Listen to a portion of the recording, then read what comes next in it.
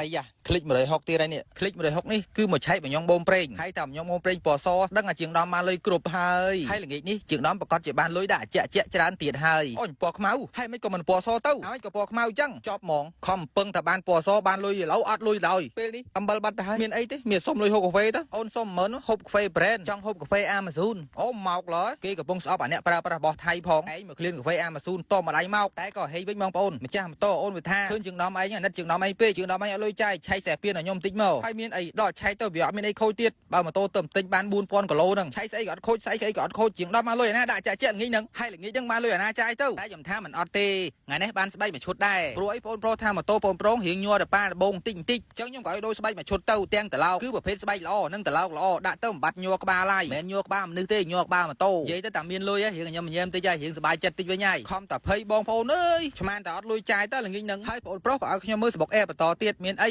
ដីក្រាក់សើមជោគជាងដំបានអែមួយទៀតហើយនៅនេះសិតអាវ៉ារីអូស៊ីប្រេងម៉ាស៊ីនមកដូរស៊ូមីនិយាយទៅជីវោតាคลิกជីវោតាអាវ៉ារីអូខូចនោះខូចមិនដឹងជាយកលុយទៅណាអស់ទេបងប្អូនអើយតែគាត់អាคลิก160ឯងបានតែលុយដាក់អាចាក់ពេលល្ងាចទេ